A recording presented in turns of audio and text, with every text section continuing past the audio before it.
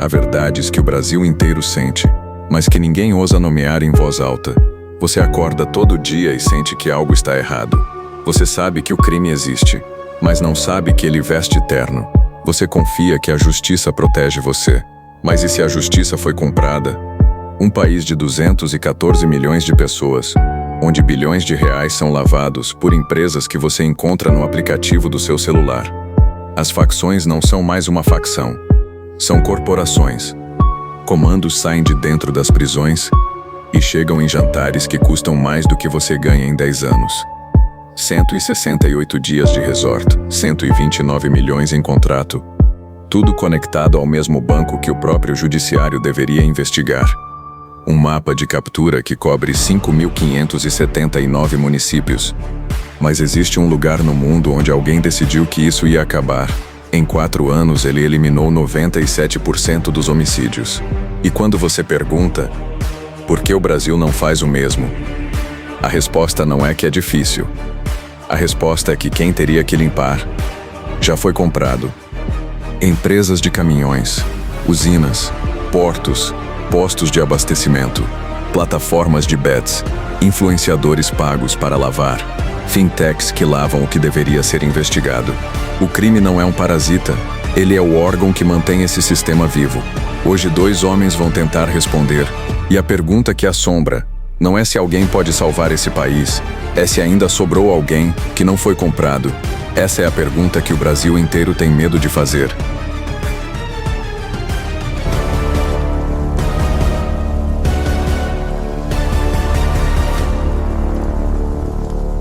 Em 2015, El Salvador era o país mais perigoso do mundo. 103 assassinatos por cada 100 mil habitantes. Em 2025, foram apenas 82 homicídios no ano inteiro. No Brasil, a gente tem esse número numa tarde. E tem gente perguntando, por que o Brasil não faz o que o Bukele fez? Bukele, hoje a gente vai responder essa pergunta e a resposta vai te desconfortar. Exatamente. Bom, vamos do começo. Né? Para variar. Quem é Nayib Bukele? Né? E o que ele fez de facto? Porque existe uma versão simplificada que circula nas mídias, não é? Dizendo que ele prendeu todo o mundo e que a coisa deu certo.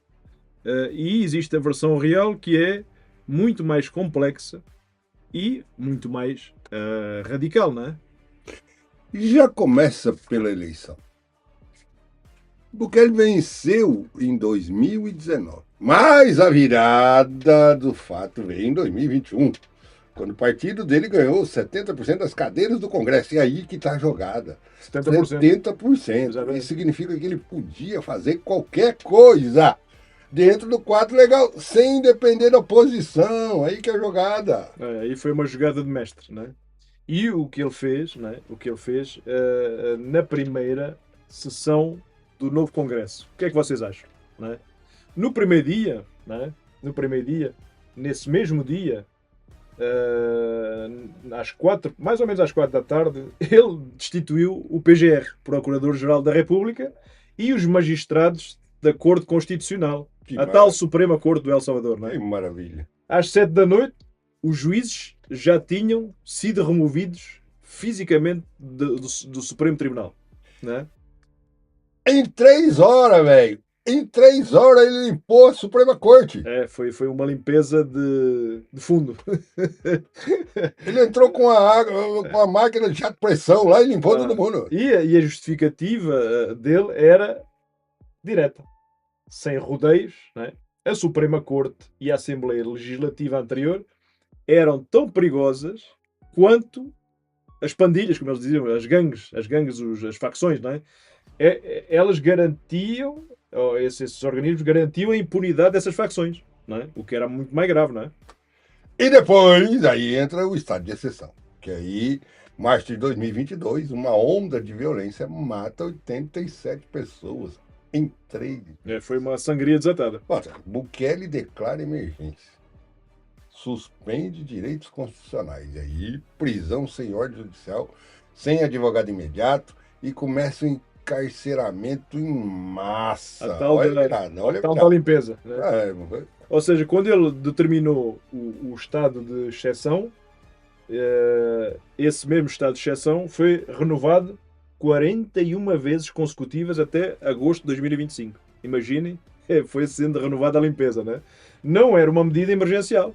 Não? Era uma política de governo permanente. Ou seja, era para atuar de uma forma permanente. Né?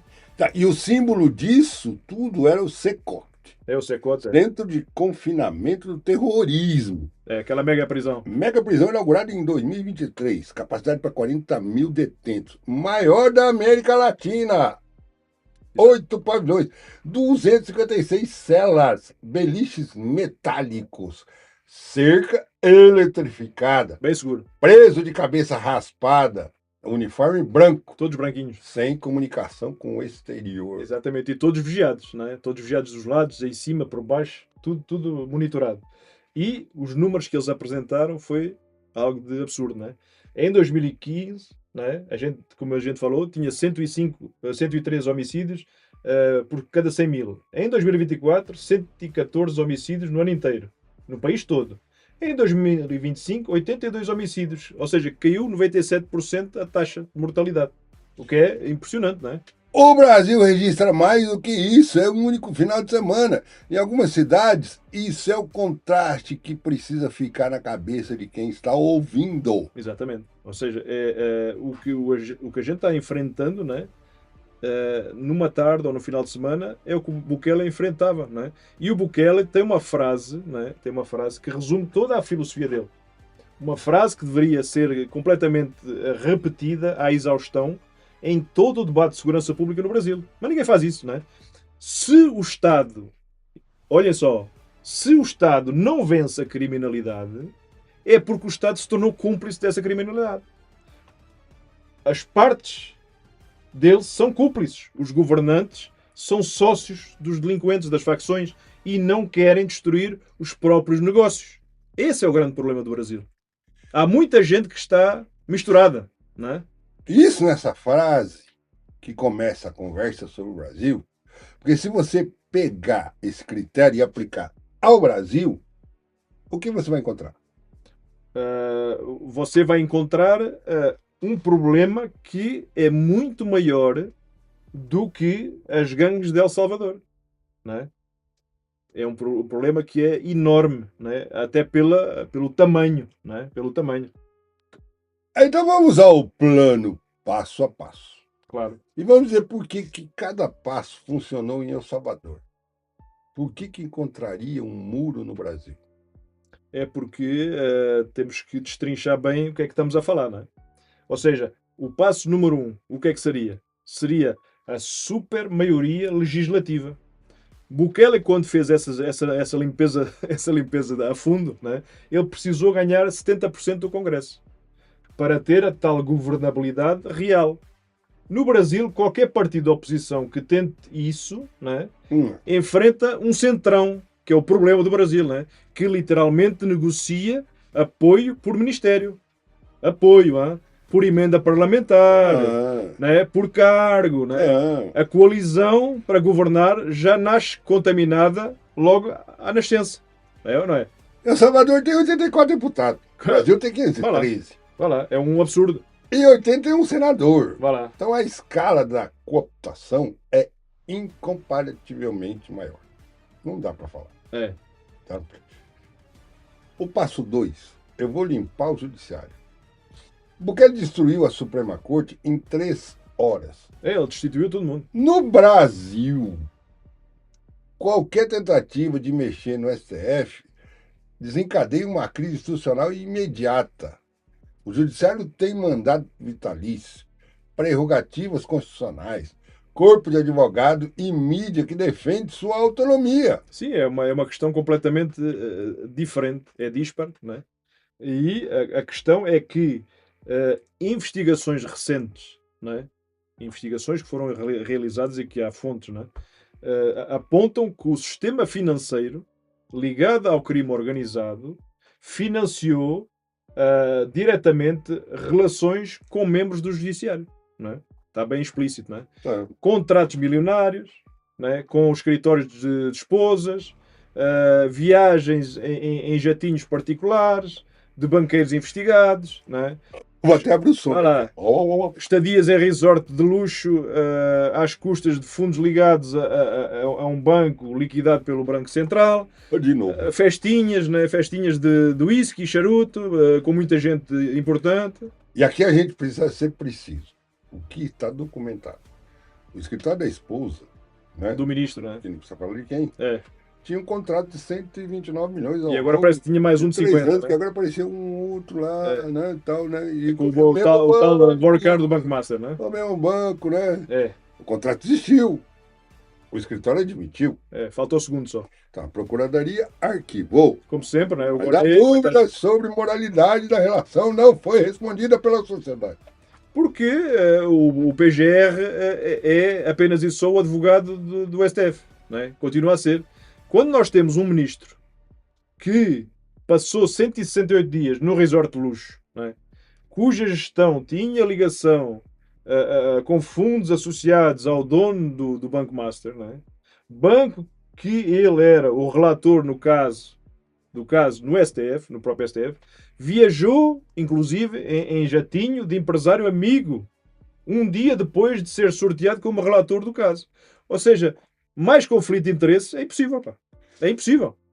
Pedido de impeachment foi protocolado por senadores em janeiro de 2026. Ainda não foi discutido. O bailarino do Senado não quer passar. O bailarino do Amapá lá não quer saber disso. E ainda temos o que a gente falou, o evento de Londres, né, em 2024, abril.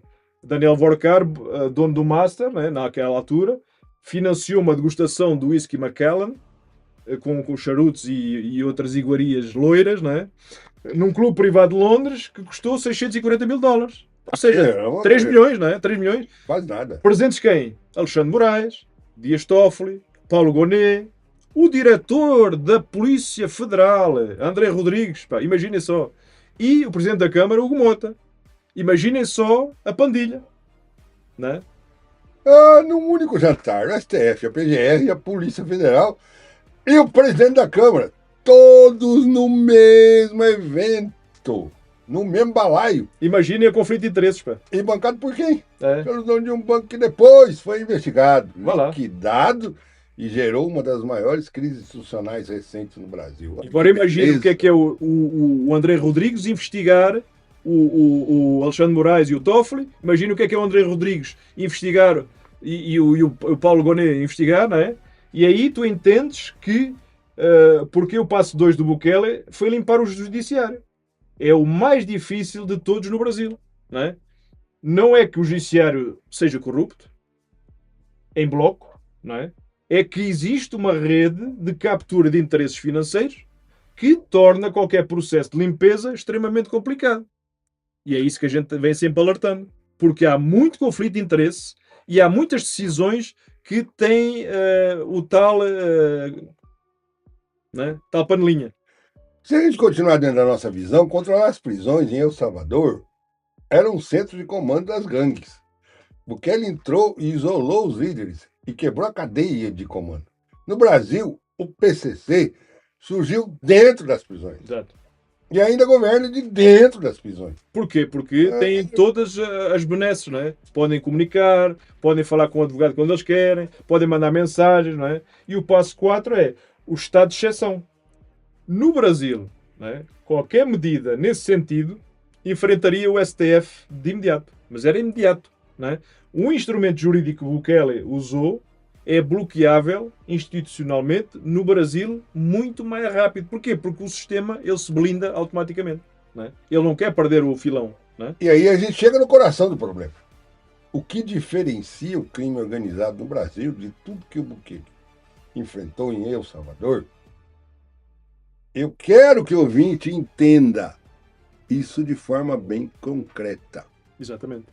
Ou seja, a maneira como El Salvador, né, que é uma coisa que é diferente do Brasil, em El Salvador, as gangues, né, as tais facções, né, usavam tatuagens faciais, né? E você aí sabia quem era o criminoso. A polícia sabia quem era o criminoso. O vizinho sabia quem era o criminoso. O Estado podia aplicar o direito penal do inimigo porque o inimigo era identificável visualmente. Aqui não. Aqui no Brasil é outra história. É ou não é? É? Como você identifica o líder do PCC na Faria Lima? Aí é que está a questão, não é? Não é possível identificar. Porquê? Porque tem muita coisa que está blindado. Ou seja, tu não consegues identificar nada porque esse PCC não tem tatuagem na testa, ele não tem CNPJ, tem um fundo de investimento, tem fintech registado no Banco Central, tem usina de álcool no interior de São Paulo, né? Tem terminal portuário em Paranaguá, tem posto de abastecimento, tem bets, tem influenciadores na mão. E o Ministério Público de São Paulo acaba de revelar na Operação Fluxo Oculto, deflagrada agora, em 28 de maio de semana, né, 2026, que 6 fintechs da Avenida Faria Lima movimentaram quase 26 bilhões para o PCC em 2022, 2025.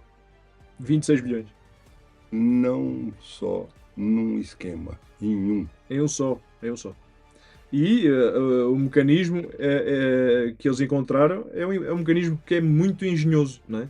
Existe o que se chama de conta bolsão, não é? A fintech abre uma conta em um banco tradicional em nome próprio, não é?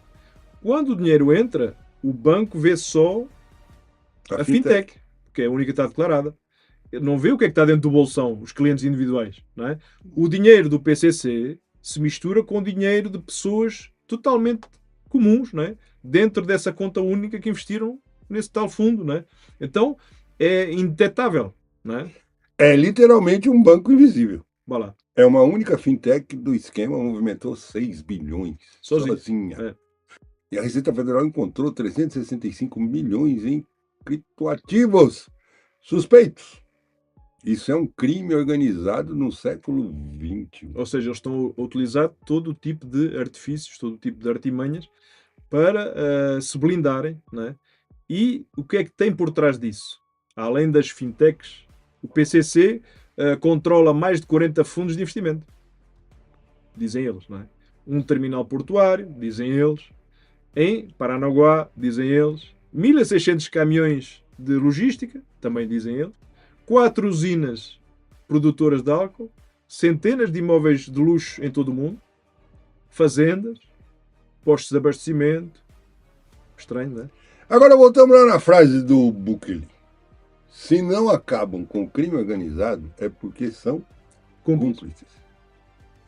Quando o crime organizado já financia o sistema financeiro, alimenta o sistema judiciário e elege representantes no sistema legislativo, quem vai acionar essa limpeza?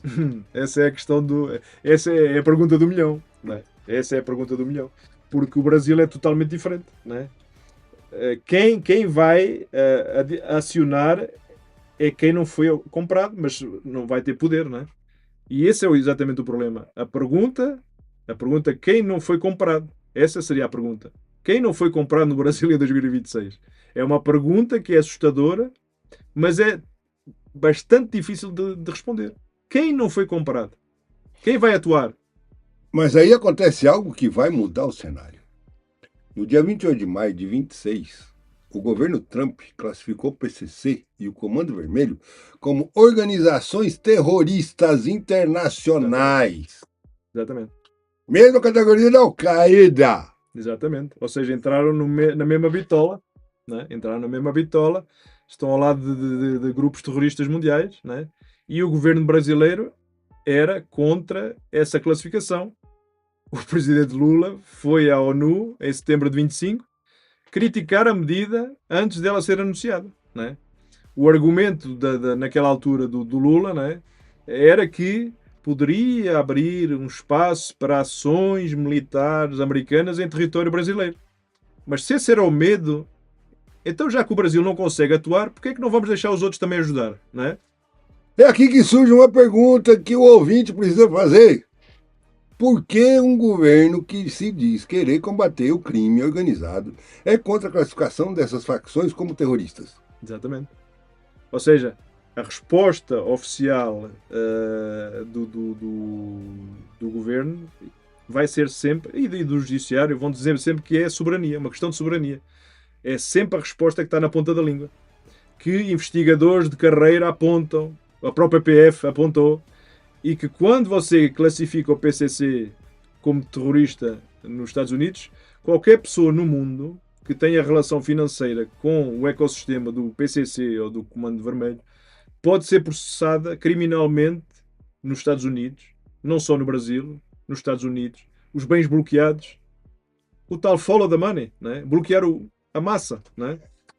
Um político, um banqueiro, um juiz, um empresário, mesmo que nunca tenha pisado nos Estados Unidos, se transacionou com recursos que têm ligação com o PCC, aí, filho, olha o tamanho da rede de fintechs que acabamos de descrever. Ele está em risco. Sim, essa pessoa vai estar em maus lençóis, como se costuma dizer, né? E aí entra a tal comparação com o que os Estados Unidos fizeram em outros países, né? Depois de classificar o trem, acho que era o trem da Araguá, venezuelano, né? Lançaram a Operação Lança do Sul, com porta-aviões nuclear, né? Com drones, dezenas de tropas, dezenas de milhares de tropas no Caribe, né? E a captura de Maduro em Caracas veio logo a seguir. Então, talvez seja por isso que o Lula está tão preocupado, não é? Nós estamos dizendo aqui que vai acontecer isso com o Brasil. Estamos dizendo que a classificação terrorista é uma ferramenta de pressão real e que o Brasil pode estar entrando num terreno que vai exigir respostas que os estados não estão preparados ou não querem dar. Ou seja, o Estado vai ter que tomar uma decisão, né? O Estado vai ter que agir, correndo o risco de alguém agir por ele, né? Então vamos só consolidar, né? Porque o Brasil não pode simplesmente pegar no manual Bukele, né? E aplicar, não é copia e cola, né? 5 muros, concreto, prender os cabras das facções e... Não é. O Brasil é totalmente diferente, com judiciários diferentes. Vamos para os muros. O inimigo é invisível. Em El Salvador, as gangues tinham tatuagens. No Brasil, o PCC tem CNPJ, fundo de investimento e advogado de colarinho branco. E dos caros, né? Você não consegue aplicar o direito penal do inimigo quando o inimigo usa terno. Vai lá. E o muro número 2 qual seria? O crime já é parte da economia legal no Brasil.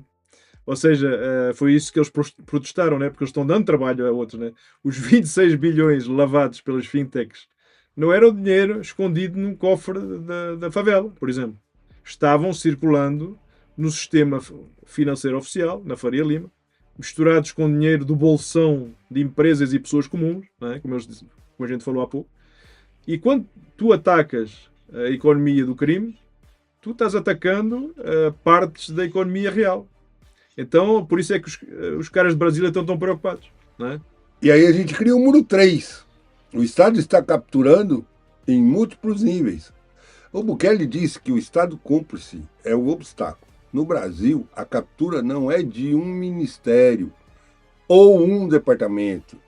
É sistêmica. É financiamento de campanha. É contrato com escritório de advocacia. É fundo de investimento. É fintech.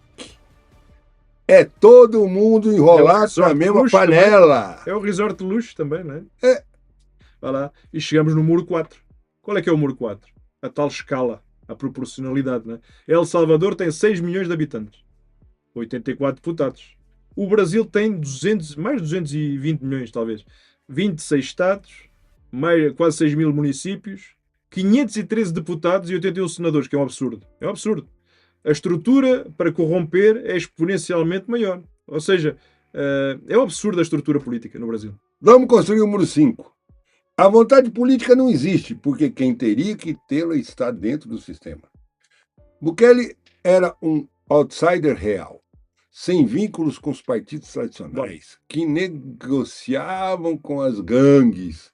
No Brasil, todos os lados do espectro político têm alguma dependência de financiamento É esse o problema.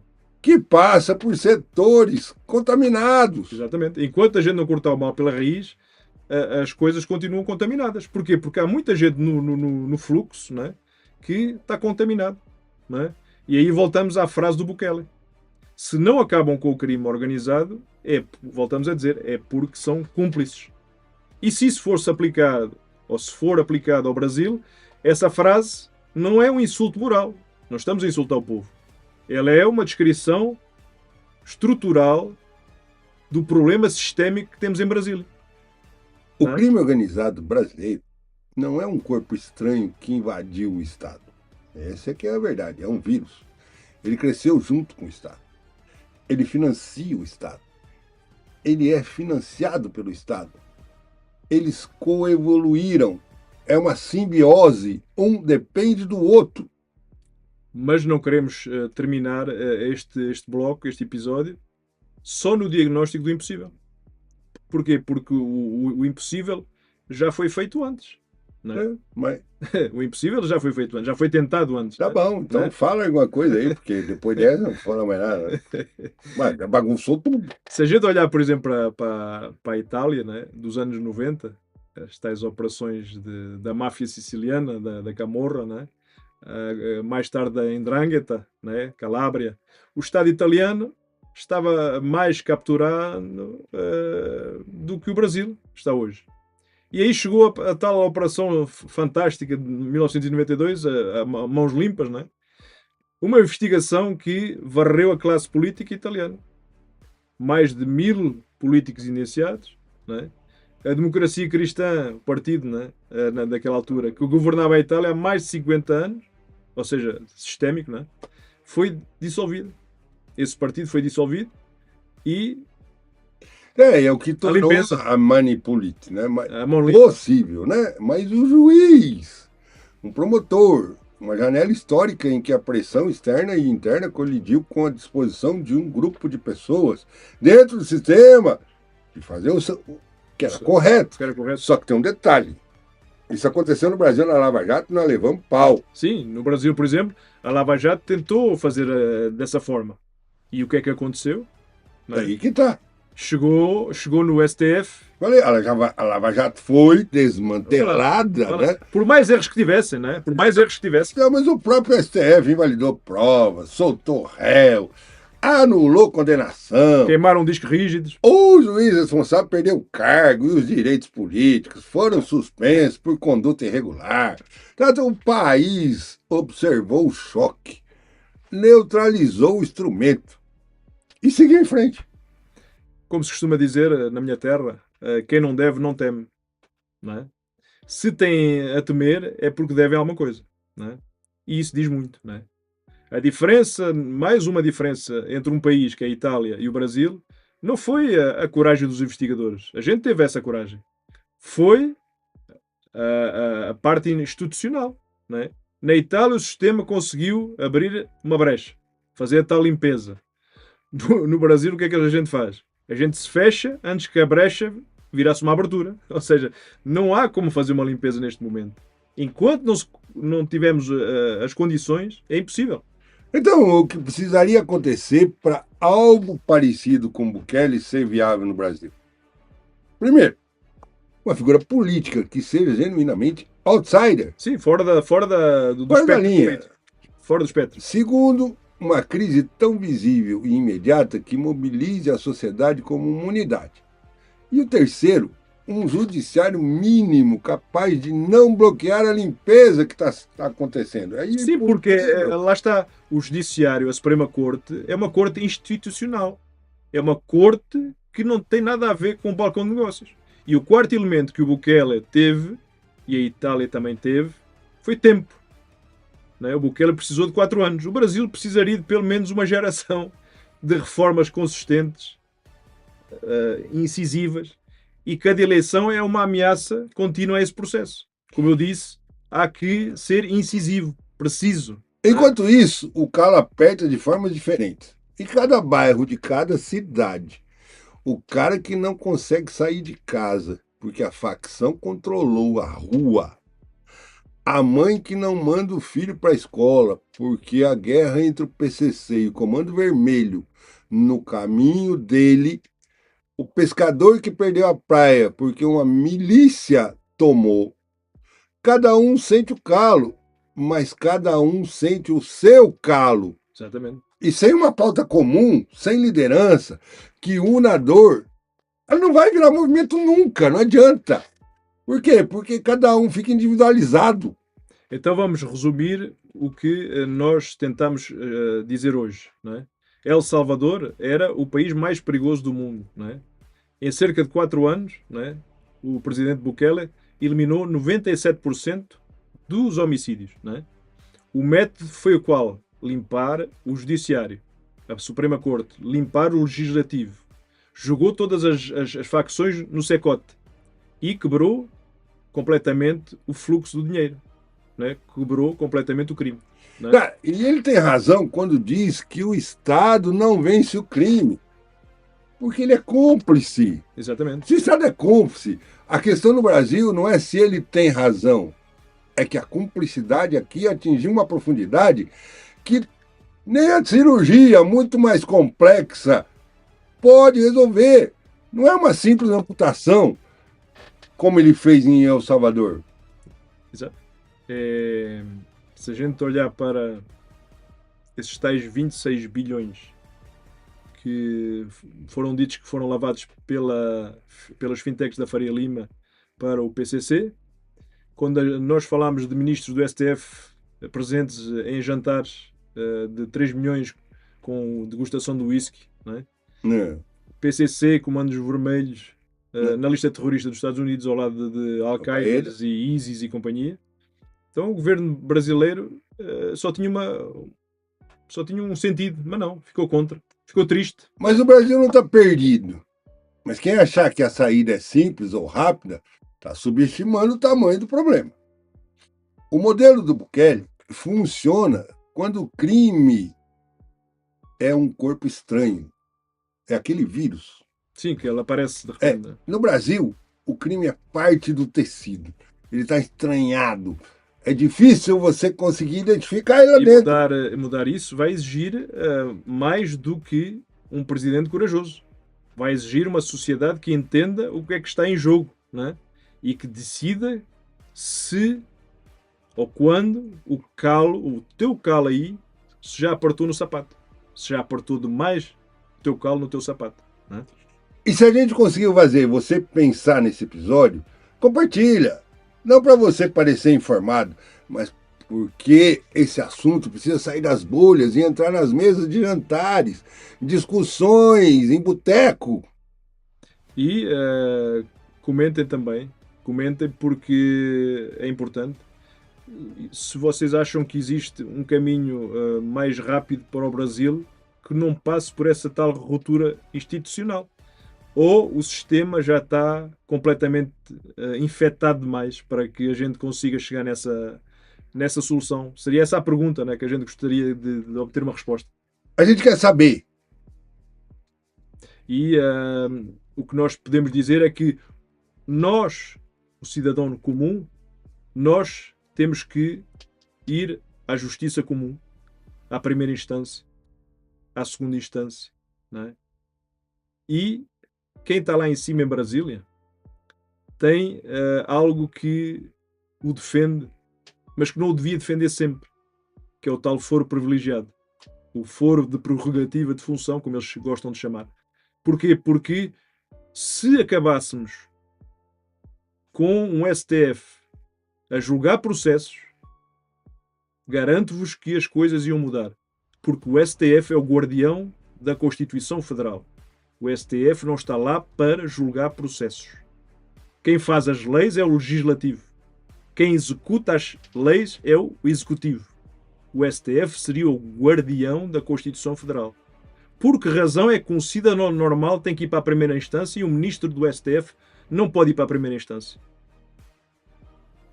Há um projeto de lei que foi feito pelo Álvaro Dias, salvo erro, que que foi aprovada há muito tempo, que já deveria ter passado há muitos anos na Câmara, ou no Senado, não me recordo, que foi aprovado, que era para extinguir o foro privilegiado, para que deixássemos de ter negócios nas cortes superiores. As cortes superiores são cortes institucionais, são cortes para fazer cumprir a Constituição Federal. Quando acabarmos com isso, a gente acaba com um dos problemas, não é? Porque aí acaba as mordomias. Eu gostaria de perguntar aos ministros do STF se eles se candidatariam aos cargos de ministro do STF se o salário fosse só 41 mil reais. Só para fazer cumprir a Constituição Federal. E a resposta, eu dou-vos a resposta. A resposta é que eles nunca se candidatariam para receber 41 mil reais por mês. Porque o problema não é os 41 mil reais. O problema é o que está à volta, que circula à volta. É todas as proximidades, como disse o Vorcaro. Quando o Vorcaro pagou os milhões à esposa de um ministro, o que ele disse no projeto de delação foi o quê? É que eu queria ter proximidade com o ministro. Por isso eu paguei esse valor à esposa do ministro. Quando acabarmos com a mamata e quando colocarmos um salário sério para cada político, para cada ministro, aí é que a gente quer ver se tem algum ministro que se candidate por 41 mil reais. E lhe digam assim, olha, você vai receber 41 mil reais, mas você só vai mexer com a Constituição Federal. Você não vai julgar mais ninguém. Você deixou de ser um tribunal de julgamento. Você é para fazer cumprir a Constituição Federal. Aí eu vou ver quantos ministros se candidatam. Aí vamos ter juízes de carreira. Juízes de carreira que não entram em problemas de conflitos de interesses com familiares. Ponham essa questão, coloquem nos grupos, coloquem no X, coloquem nos seus deputados preferidos, coloquem nos seus senadores preferidos e perguntem se um ministro da Suprema Corte se candidataria ao seu lugar atual por 41 mil reais sem poder julgar nenhuma causa. E eu dou-vos a resposta. Nunca. Até o próximo episódio. Só vou falar uma coisa. O Fachin que não vem com churumela dizer que vai buscar o que está acontecendo com os penduricalhos, que não sei o que, que não sei o que. Salário fixo. Isso é só teatro. Conversa para boi dormir. Certo o dedo no like. Tava bravo o homem.